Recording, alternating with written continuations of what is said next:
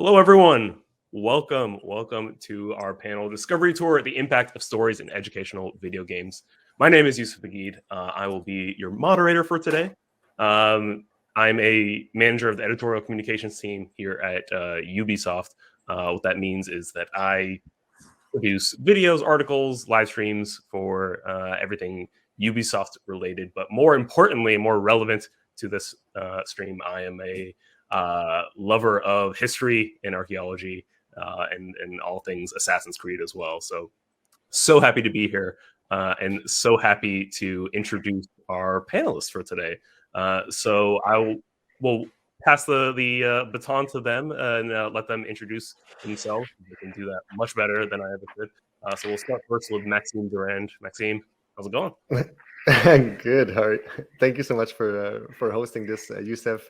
I'm Maxime. I am a historian who is working on the Assassin's Creed franchise for over a decade at Ubisoft Montreal, and for a few years now, I've been director of world design. I've been working on an educational franchise that's called Discovery Tour, which we'll talk a lot about today.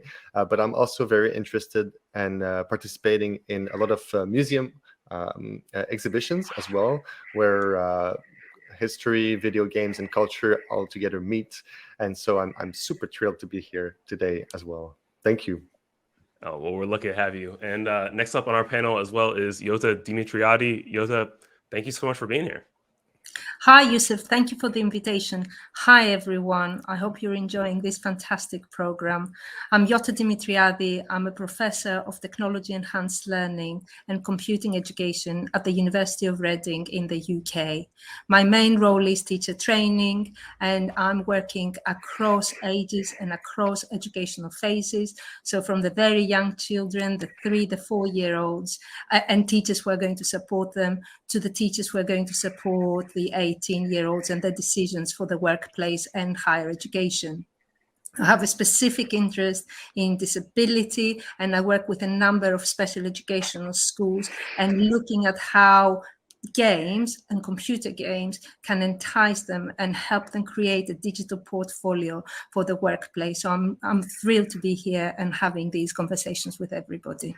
Thank you. Amazing. Thank you so much.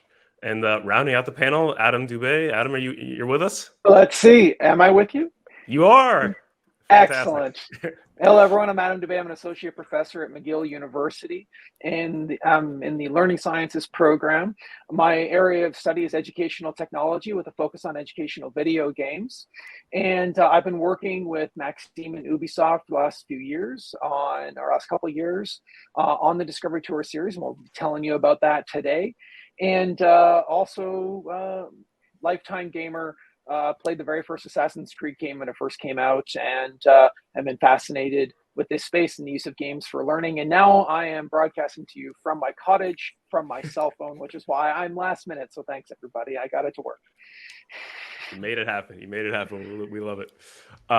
So yeah, thank you all for the introductions. Before we really hop into the meat of our discussion, we want to give you all sort of an introduction into Discovery Tour Viking Age in case you are unfamiliar. So we have a video here that will play that will just kind of give you a rundown of things.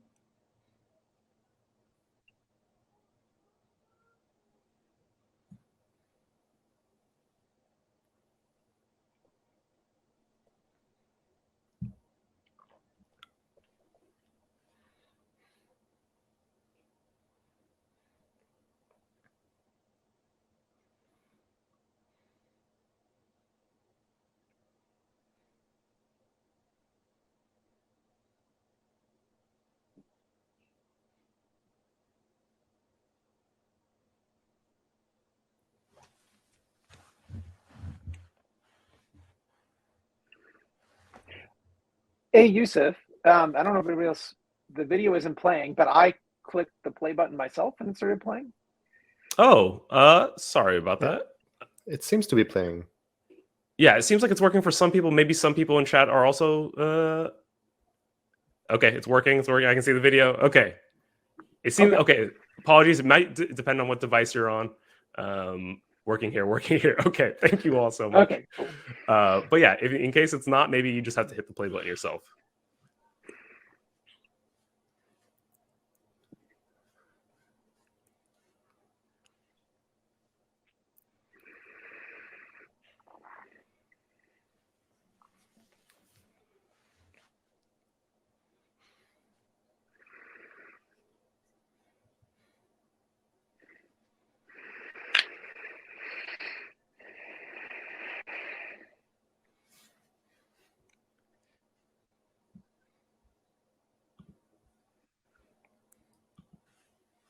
All right, so that is a brief overview and introduction of what Discovery Tour Viking Age is. For those who are unfamiliar, what you'll be seeing next and throughout the duration of the panel here are clips and snippets from the actual game itself. They are taken essentially in linear order, but different parts throughout the narrative of the game. And you know, Maxime, I want to start with you while we're here. You know, Discovery Tour has been around for a while now, for a few years, but it was structured differently before. And can you tell us a little bit about, you know, what was done in the past and why the decision to kind of forge a new path here with Viking Age? Yeah, thank you. So this is the third game that we've launched last year. The two original ones were featuring ancient Egypt and ancient Greece. And the formula that we had decided on the on-go for the two first ones was a much more passive formula, where we would receive a lot of information that would come from the game, and we would follow tours. So they were meant to be very simple and quite accessible for non-gamers to be able to learn about history.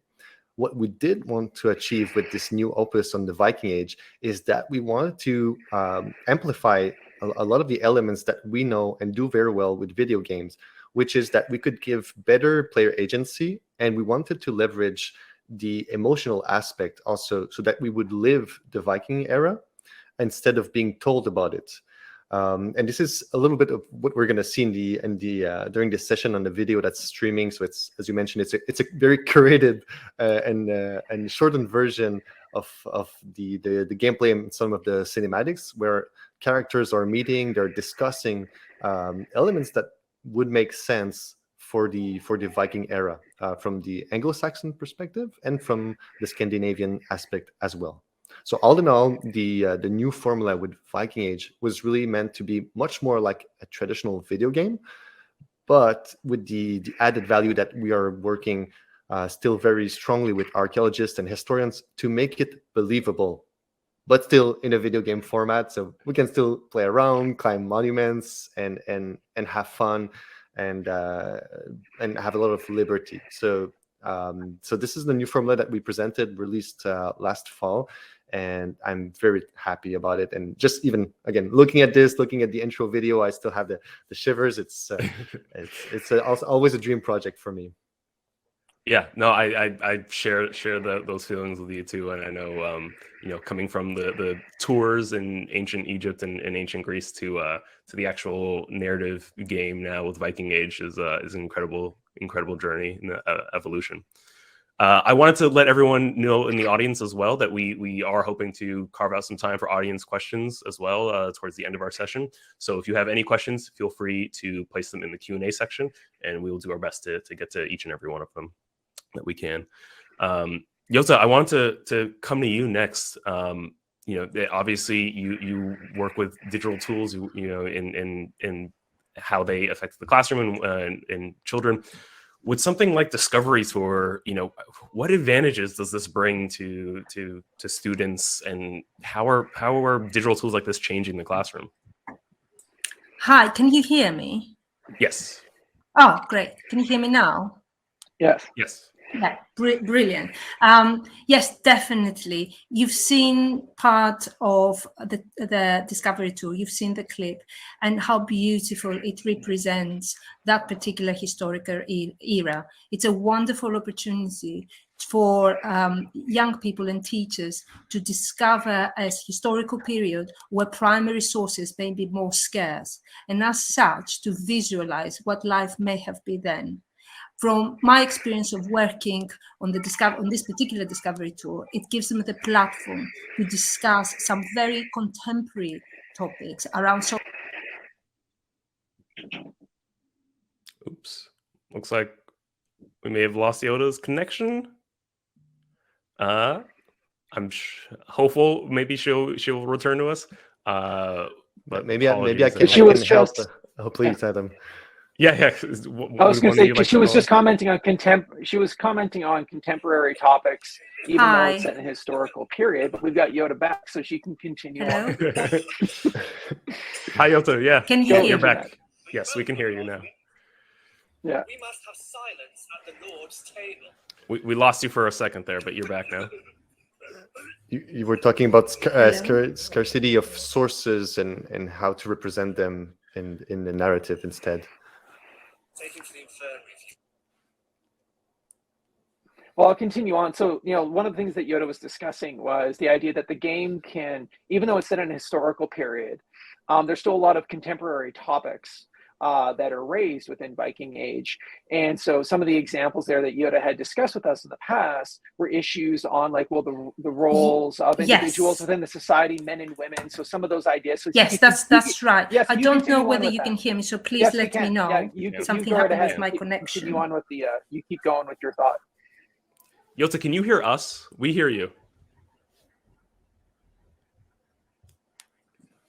Okay, perhaps she can't hear us. Maybe that's the issue here. Hello? Yes. Okay. Apologies, everyone in the audience. We will do our best to troubleshoot this. But Adam, I think what you were getting to, and hopefully Yota can elaborate more on a bit, is that some of the lessons here are they're not necessarily antiquated. They are, just because they took place in the 9th century doesn't mean they are any less applicable to today. Yeah, and so say for example, one of the themes that exists within the Viking Age game on the gender roles that individuals fulfill, this is a very contemporary topic that people are engaging right now in society. Oh, okay, brilliant. I cannot hear you, but I can read the subtitles. So I was talking about representing a particular historical topics that. I'm so sorry, Yota. You're cutting in and out. You're going on and off mute. But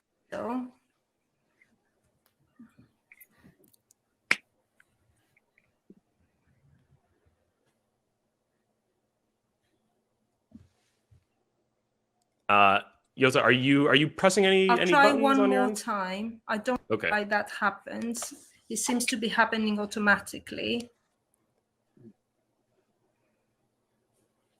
Okay, I'm so sorry, Yota. Maybe you try leaving and rejoining, and then we can circle back to what you. I'm not pressing any buttons. I don't know what is happening.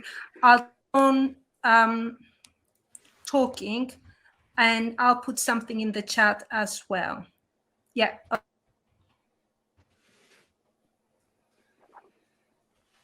Okay. Apologies, everyone.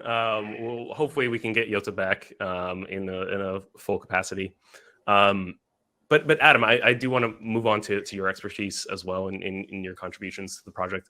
And I think the thing that is so interesting to me when it comes to what Viking Age is doing, as opposed to what ancient Egypt and Greece did, where those were tours, those were information that was being sort of put out towards the player. And it's one thing that the developers and the Assassin's Creed team obviously put in so much research and effort and consult with historians, and they have this massive repository of information. But then to present it through a narrative is an entirely different thing, and then to design a curriculum around it, of course, is even another level. How do you even begin to approach something like that with Discovery Tour?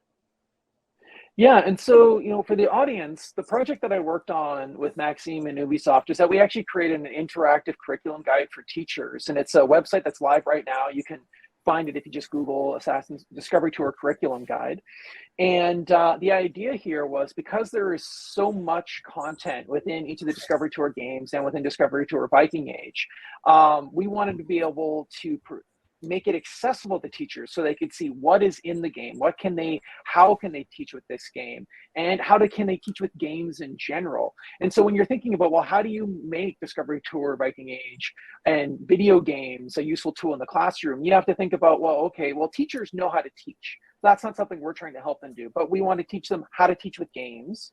And teachers also have very specific topics that they want to cover. Either their curriculum in their school says, well, you need to cover this type of content. They get to be open and inflexible with it, but they still have certain lesson plans and lesson goals that they want to reach. And so it can be hard for a teacher who looks at this great engaging experience and then says, okay, fantastic, but how does this fit within my classroom? How does this fit within what I want to teach? And so what our team did is that two PhD students within my lab, Chu Zhu and Robin Sharma, they actually went out and they looked at curriculums in Canada, the United States, Europe, India, China, and they looked at the common curriculum goals for teachers from all the way from kindergarten to grade 12. And they basically created this massive compendium of okay, what are teachers trying to teach at each grade? And they made this massive list. And then they went through Discovery Tour Viking Age and said, okay, what are the different topics that are covered in here? And then they made the connections and said, okay, well, if you're a teacher who's teaching an elementary class and you're a math teacher, well, here are the things that you might typically cover in your classroom, and which of those are covered in Viking Age, and where and how and where, what part of the game are they in? And not only that, how could you then not just have the students play the game, because that's not always sufficient to actually produce the type of learning that teachers want, but it's okay, how do they play the game? What type of activities should they do in the world? And how could they even create assignments and other types of activities in the classroom that take best advantage of what's in the game? And so when you're using video games in classrooms, it's not just about making the game accessible for teachers and making it in the classroom. It's about helping the teacher go, okay, this is what you want to teach. This is where you can find it within the game. Also, here's some suggestions about how you can use games for learning. And the other big thing that we did with the Curriculum Guide website is that common tips and tricks for overcoming technological hurdles, because there are so many that we experience, just like we have experienced right now. And it can be a challenge, right? And teachers aren't necessarily going to implement a tool in the classroom if it seems like there's too big of a hurdle to overcome. And so we want to try to help them address common problems. So what are the most common issues that teachers might have? So there's sort of tips and tricks and FAQs on there that a teacher can use within that. So when you're trying to create these curriculum guides, those are the different pieces, telling them what's in the game, giving them suggestions on how to use this game in their classroom and games in general in their classroom, and then telling them and then giving them sort of tips and tricks. And all that was kind of housed and created in the online curriculum guide that we made. So you mentioned this back and forth with teachers of saying, hey, here, look at the game, compare it with your curriculum, and what things are common there. But then, and Maxime, maybe this is a question for you or whoever can jump in on this one. Where do you start to actually define the content of the game? Obviously it's based off assets in the world that was created for Assassin's Creed Valhalla, but you've chosen these narratives that are related to very specific topics or elements of Scandinavian Norse culture. Where does that start? Well, I can certainly answer a part of that question. So there's so Adam mentioned many of the biggest challenges that we're facing, and where we're starting off is always that we inherit content that comes from a game. In this case, it was Assassin's Creed Valhalla. And then the development team also looked at different school standards in various countries worldwide. And our big challenge is to adapt what we inherit from the main game and how we can transform it into an educational tool. And in terms of content, well, there's all the historical parts that we analyze with external consultants, with the museums that we're partnering with. And we try to mix all of this together to come up with a solution that would make sense. So, of course, curriculum guides in the UK and in Scandinavia for us were very important for this game. But because the Discovery Tour is released worldwide, we also have to be aware that it will be used in many other contexts, and the age of learners will vary greatly. So we try to find a solution with the experience that's going to be suitable, that will make 7 years old non-gamers feel comfortable in a classroom as much as a 45 years old gamer that could be a graduate student or just someone at home. So this is the fine balance that we're trying to achieve in defining the content, defining the kind of experience that we're going to do that's going to be very inclusive, and then we merge all of this together. We will force it into a great adventure. Yeah, and I think could I add something as well? Yeah, of course. It is there. Talking about the Vikings is, at least in the UK, is part of the curriculum, and it will be part of the curriculum in other countries. And the guides have got those very subject-specific flavors, but at the same time encourage these cross-curricular collaborations and exploration of a topic across different subjects, which is really important because young people, like children of the ages of 6 to 11, we call it primary education, start compartmentalizing knowledge, thinking that what I learn in history cannot be applied in geography. So it's important to have these conversations. But what I think is really exciting with the discovery tools is what in the UK we call it PSAT, and it includes citizenship education, and it's about social, health, and personal considerations. And I think it gives them that opportunity to look at social skills, the 21st century skills, to look at empathy, to look at collaboration and problem solving. And these are essential skills, especially after the pandemic, because what we've seen, I work with a discovery tool around this time, that schools are coming back after the pandemic, and we see that young people are struggling with these skills, and I feel the Discovery Tour offers them that opportunity to work together, to problem solve, and to empathize with what is happening with the characters on the game, but also look at their lives and what happens in their own lives.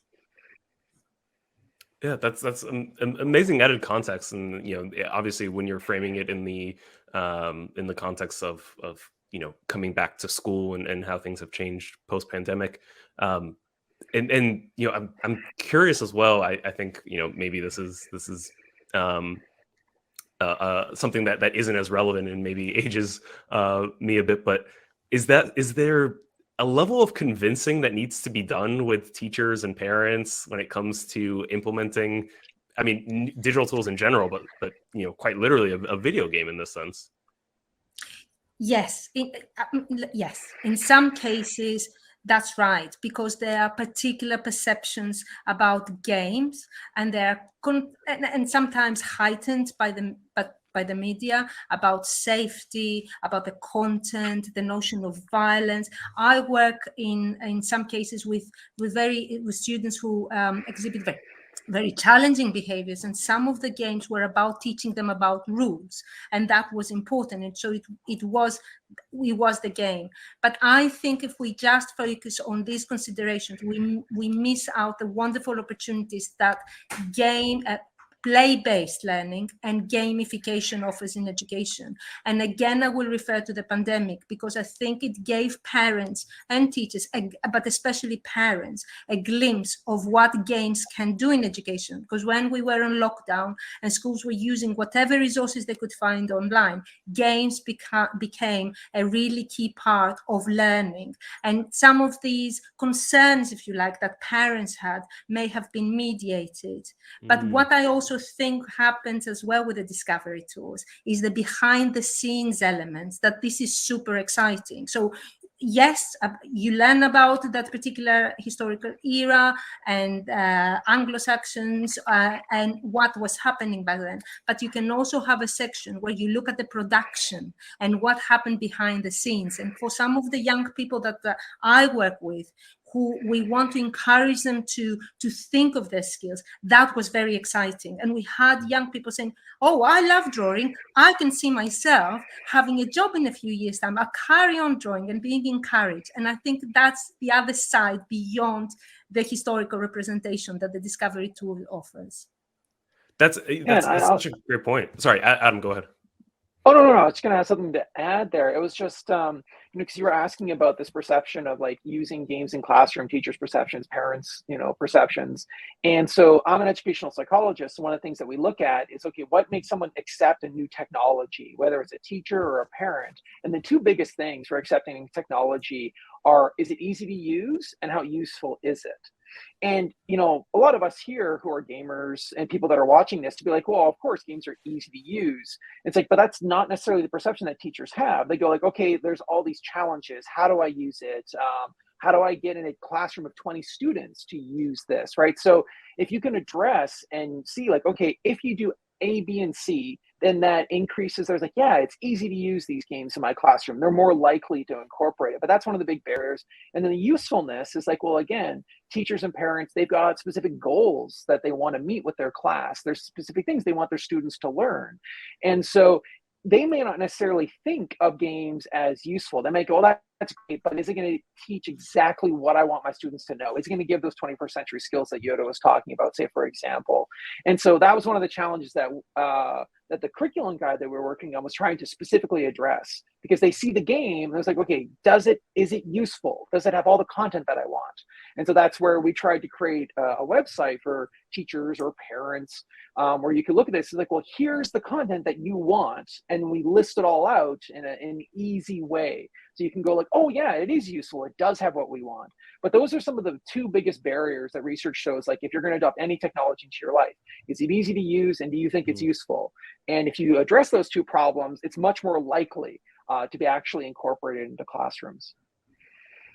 Yeah, that's great context too. And I think, it's something that some of us and lifelong gamers maybe take for granted is how simple it can be to use. And Yota, I love what you said too about showing students other possible career opportunities, other possible avenues that Discovery Tour can bring something that's not just the historical lesson. And I think it's actually fitting. Apologies, the video was muted on my end. Apologies if it was too loud for audience members.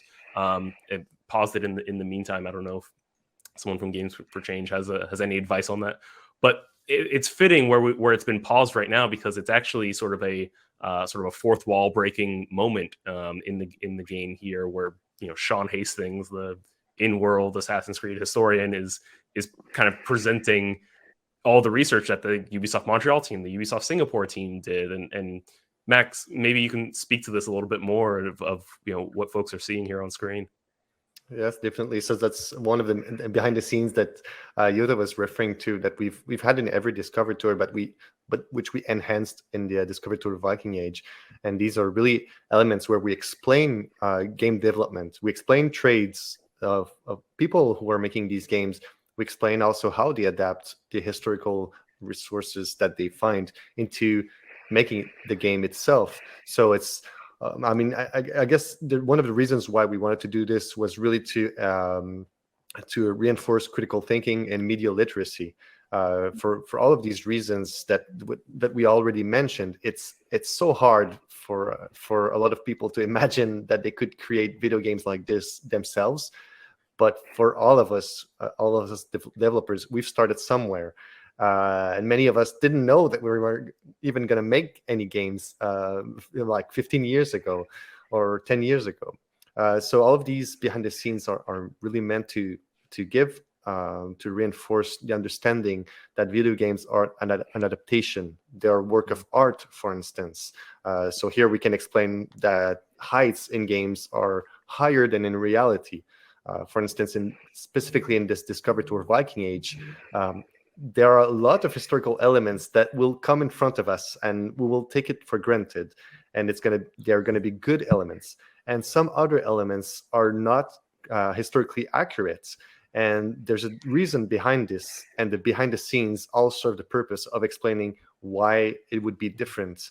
And for instance, let's take one, the biggest one that I can think of is that we don't know of everything that how it looked like in the past. And that's one of the elements that we want to explain with these behind the scenes capsules, to have this as a thinking that it's a game. It's great. There's a lot of research, but ultimately it's adapted. But that's very interesting because these spark a lot of questions in the classroom. Why is it accurate, or why is it not accurate? And then there can be secondhand research that's done in the classroom, and then we can use the photo mode, for instance, in the Discovery Tour to take the evidence and export it to do an oral presentation or group work. So these were some of the ideas that we had in our mind when we created these elements and brought them into the core experience of the Discovery Tour. Mm. Yeah. And I think that's exciting, isn't it, that you can have that dialogue, because you could have these representations on a film, but what you can do on the game is more interactive. So I could see Matthew and Eduardo's comments about students loving it or the interaction element, and my experience with it is that it can work as a hook. So for the young people, for the students, it's a game, so they may not miss that element, or the higher element of interaction that another game may have offered, but we see it as a starting point to have these conversations and engage. So I work with reluctant readers or writers who suddenly found a reason to read what was on the screen, or wanted to write something because they were excited about what they were seeing on the screen. So these are some of the moments that we can capitalize and find different ways of accessing some of our learners who may find a more traditional approach more difficult or inaccessible. And I have one other thing there. I think that's interesting because Maxime brought up, I was like, there's inaccuracies in the game. One of the things that maybe people don't think about is that we think of learning about history as learning facts about the past, as opposed to learning historical thinking, which is about how to think about history, how to think about old ancient societies and interpret that, and then to look at the evidence that exists, and then to make interpretations of that and hypotheses based on it. And so the games provide this opportunity for students, because as opposed to a movie where it's like, well, you can just sort of watch it, but it's not interactive, you can't really investigate it in the same way. Within the game, we've actually got suggestions for teachers to engage their students in historical thinking by looking at certain pieces of architecture or certain areas within this and go like, well, do you think this is accurate? Do you think this is right? And it makes them question it. And a great, fun example of this was I was showing Viking Age to my wife, who's an architectural historian, for the first time. I was showing her London, and I showed her a building. And there's buildings in London at the time where the base is an old Roman building and the top was built by the Britons. And so there's structures like that. And my wife points out and looks at the walls like, well, they got the Roman base correct, but this particular wall wouldn't be built in this exact way in that particular location. And then she commented, and that building's too tall. And then I was like, yeah, but you have to have something to jump off of, don't you? Because in Assassin's Creed, you have to do the jump section within that with the dive. And so, but those types of conversations engage people with those, with this interpretation of the past, right? And getting students, it's not just about learning facts when you're engaging in education, it's getting people to think. And if you take sort of what exists in the game and some of the sort of conceits that the game puts in there, like say, for example, the height of a building or the presence of overly tall buildings in certain areas, it's like, okay, the game has this, but then you can use that as an opportunity to make students reflect and to ask questions like, would it really be that way in the past? And I think that's interesting. It's also something that a lot of teachers, when they first look at it, they go like, oh, this stuff is wrong. But then if you reframe it, it's like, oh, good, then make them reflect, make students think about these things. Maybe one thing I could add, if I may, is that, and right now the video is paused, but I don't want to also give the impression that there's not the content of this Discovery Tour itself is curated and directed. the environments themselves are what we are referring to. But if we're talking about the quests that are really the core experience of the Discovery Tour, these are moments where when we're meeting people. Most of them are fictive people, but believable for the era. There are Norse merchants. They can come from the Caliphate if they're visitors in the northern seas. They are Scandinavians, and they all have very human reasons to be there. Ultimately, all of these quests are created. We have over 150 artifacts and manuscripts that are sources from the era or close to the era, and that help to gap that bridge between the fiction of the game, or even though it's quite believable, and then the historical information and where we got it from. And these connections are very important. And maybe one other element that I do want to add is that ultimately we don't need, as game developers, for our audience to remember everything they've seen during the Viking Age experience.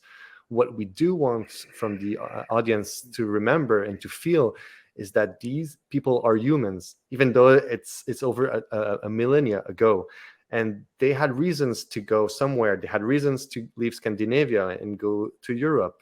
It's a migration story. And we did want to talk about this and make people be more aware of that and feel it. Although we're so used to see the Vikings in a violent manner, it's hard sometimes to imagine that it could be something else. And this is what this Discover Tour Viking Age is about, to see the other elements and see believable scenarios that would have happened on a daily basis in the Viking Age. And I think that's very topical, Max, isn't it, in terms of history and interpretation? I mean, interpretation in history has always been important, but more than ever, about this movement of populations, whether they were forced or not, is important to engage with, and looking at who writes this history and how history is written. So it's about these conversations that can be developed. And I saw a comment about those links across disciplines. Absolutely, I think it's a wonderful opportunity. In terms of schools, it may be easier in younger years when one teacher works with a class for the whole day and have the time to look at all these different disciplines, and a little bit more difficult in terms of time when you work with 11 to 18-year-olds, because teachers who teach different subjects will have to coordinate and collaborate. But we encourage that. So my pre-service computer science specialist had to look at the discovery tools and find these connections that seem to be very clear in other disciplines like art or history or geography, for instance, or religious studies, from the computer science perspective. And they help them understand more their own subjects and look at how they can make that knowledge more accessible across disciplines. It's very useful also to know that the Discovery Tours are available in various localizations, so in various languages. So for this has always, I mean, it's traditionally the case for every Assassin's Creed game, or for many games, that people would use it for second language learning. But in this particular case, Discovery Tour, as it is already made as an educational video game, to use it in the localized ways is very efficient. So I know that where I'm based up in Montreal, it's very bilingual, French and English. And of course, in many of these schools, they would use it in both contexts, and it's quite unique. And maybe one more point for me, I promise that I may be quiet for a couple of minutes, is about if the audience, if you are so excited and want to give it a go, please do. And don't maybe consider, when you work with your schools, one big consideration is access to the technology. You know, I have an old computer, and I work, a number of our schools in the UK have got old computers, or there's only one computer that can run such a tool. That's fine. That's still a rich educational environment, and there are different ways. And again, in terms of collaboration, sharing, how you can present it, it doesn't have to be a passive experience, the teacher presenting it on the screen and the class are just passively viewing it. It can be a very rich environment for these conversations and taking into turns to play the game. It may need more planning, but it can happen. So just because that has been one key argument in how many teachers have been using the games in the UK. Yeah, that's a great point. And maybe it's useful to mention that we've recorded all the quests that are on Discovery Tour Viking Age. They're available online on YouTube for free in many languages, such as in English. So we're aware that not everyone is equal in terms of technological access, but we did want to give the content out so that it could be used in many different ways. Yeah, I do want to double check really quick. Maybe chat can let me know. I'm gonna hit play on the video again and let me know if the sound is overpowering. If not, we can just pause again. And I think Youssef, if you correct me, I think we do have we're about to run on the Q&A. Yes, yeah, Okay. You're absolutely right. So yeah, I sounded like I think I heard the audio coming through on one of your speakers, so I'm guessing it's not muted for everyone. So yeah, in that case, we do want to get to your questions as well. Just a reminder again, if anyone in the chat has questions, you can place them in the Q&A section at the top of the chat. You'll see a Q&A tab there. You can place your questions there. But we'll start with Lauren, who says, "How do you balance gameplay and cutscene storytelling?" So it's the most difficult one. Reality is that we have to strip about 95% of the game systems from Assassin's Creed to adapt it to Discovery Tour, and we have to invest in finding meaningful impact. So with Viking Age, for the first time, we have worked on some branching systems on the narrative aspect. Of course, if you only play it once, you'll never know, but it's there. So to add some more player agency to the experience.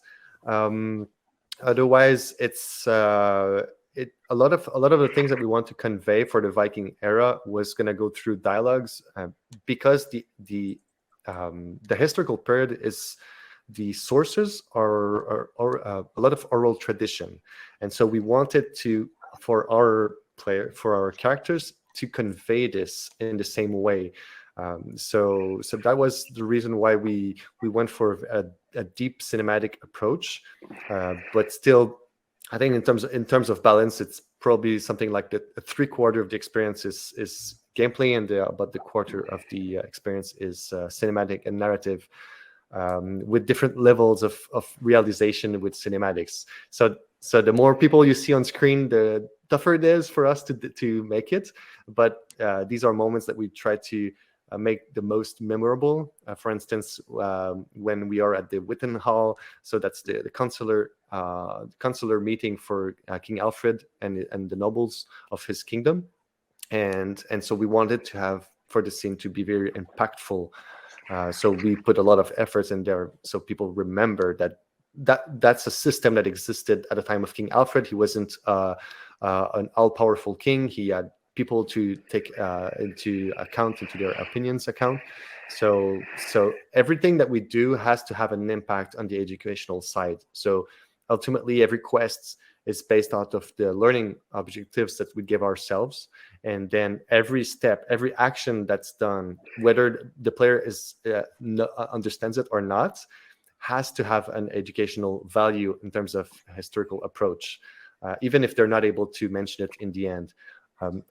I've mentioned that before, but in one of the quests, we have this monk who's called Elrich, and we gave the player the opportunity to call the horse. So it's a gameplay mechanic that's in Assassin's Creed, but we had the discussion with our consultant: should we allow the monk to have a horse? Because we knew that monks, at some times in the Middle Ages, they would only use donkeys, for instance. So we do this analyze behind. But ultimately, we don't necessarily translate that into player information, but it's part of the experience, so that we make sure that their perception of the Middle Ages is as accurate as we can. Yeah, thank you, Maxime. That's a fantastic answer. I never knew that about monks, actually. Michael has a question too that says, and I think Adam touched on this a little bit, but I'll ask it just in case there's more to flesh out here. Given that curriculums are different worldwide, how do you approach distribution internationally?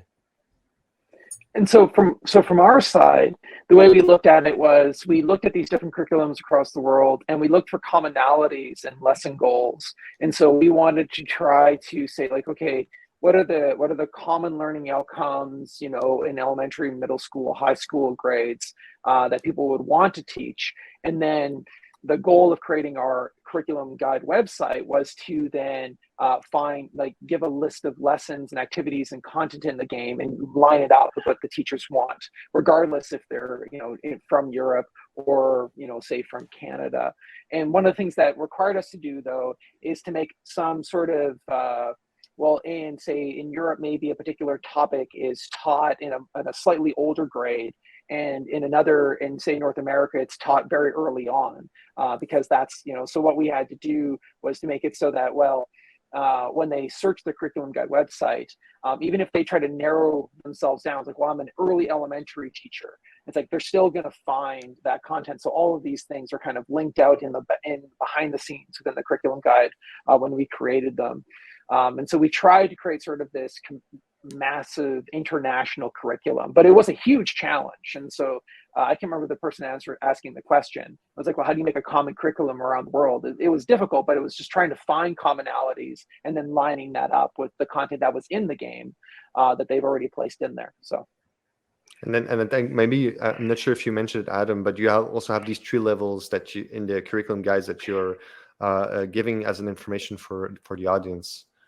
Yeah, and the other thing here too, so we organized all the content in there in terms of sort of introductory / elementary, medium, and hard. Essentially, is that we kind of framed it, and with the idea of late elementary, beginning, sort of middle school and high school / early university, and all the lessons and teaching suggestions and all the content is categorized into those groups within that. So that's one of the ways that the website is organized. And the other piece here is that there's a question here up by Andrew was talking about, and Yota has brought this up about, you know, teaching cross-disciplinary topics, right? So, you know, maybe they've used Assassin's Creed or some of the Discovery Tours in like their history class or English language course or a literacy course or reading writing class, but how do you use it, say, for example, in a math class? And how do you encourage that, right? Or in a science class? And so with the curriculum guide, we went in and created, well, here's everything that you could do with this game if you're a science teacher or a mathematics teacher, here's all the different STEM topics. And a lot of that content is where, say, for example, in some of the previous games, it was creations of technologies or some of the philosophers or individuals that were mathematicians. And when they were characters in the game, you would have, say, maybe a math teacher would have a student go and, you know, and experience or see an area where it's like maybe they actually might talk to that mathematician, say, for example, in one of the previous games. Whereas in this one, maybe they're using specific technologies or how a specific technology is used in the society. And so a science teacher or, say, an engineering teacher, you know, teaching STEM in their school, it's like, well, there might not be like this, you're going to learn how to build something, but you're going to see how STEM skills are used in this society, right? So it contextualizes science and STEM skills and how they actually influence day-to-day living, say, during this historical period. And by doing that, you get an interdisciplinary, cross-disciplinary sort of lesson, right? So the science teacher, but there's social studies ingrained within it because of the way the content is in the game. And so that's one of the things that's nice, is I think that by using the game in a classroom, it becomes cross-disciplinary. Even if, say, you're trying to teach just math or trying to teach like a science fact, you see the impact on the society because the people and the story is in the game as well. And the students experience that while they're also looking for maybe this specific fact of history or fact of science, say, for example. Yeah, thank you so much. Your answer was so good. You answered the next question already too. We do have a very short amount of time, and I do want to just make sure we address at some point Waleed's question in chat. In my experience, the biggest problem with games and teaching is time. Topics in classrooms, especially in younger years, take max 1 to 2 weeks before moving on to the next unit. Do you anticipate classrooms playing the game in its entirety or using specific elements in the game to supplement learning? We do have about 1 minute left, so apologies, Waleed. And maybe someone can... here's the 1 minute answer. That's definitely one of the bigger problems. No, they will not teach the whole game. And again, one of the goals of the curriculum guide website that we made is that each lesson that we suggest has a time amount, how long it should take. So it's like maybe 15 minutes, 30 minutes. We try to give suggestions of lessons that are around 15 to 30 minutes, because time is one of the most precious things that teachers, have. And again, and with that website, teachers can actually go in and say, okay, I want to teach these 4 things. And they can download these 4 cards and they save them, they can print them off as their own private lesson plan. And they'll have a rough estimate about how long it should take so they can fit that into their classroom time. But it's not the idea that the students would, within a class, I don't think any teacher would have students play through the entirety, say, for example, of all the quests in Viking Age. But they would select specific quests that line up with the specific things that they want their students to learn. And then we tried to help them do that by saying, well, it should take about this long to engage in this activity. But that was one of the trickier parts, because we were trying to say, well, how long should it take? I was like, well, whatever you think it is, double it and then add 10 minutes. Okay, so it's kind of the... No, thank you. That was a very impressive 1 minute answer. And yeah, for reference, everyone, Maxime dropped it earlier. I dropped it just now. There is a link to the Discovery Tour curriculum guide in the chat as well. And thank you all so much for tuning in. Adam, Maxime, Yota, thank you all so much. Do you have any final words, messages to the audience? Go on the YouTube channel and watch the Discovery Tour, and then things will make sense. Yeah. Well, thank you so much, Yota, Youssef, and Adam. That was great. All right. Cheers, everyone. Great. Thank you all so much for tuning in. Hope you enjoy the rest of the festival. Take care, everyone.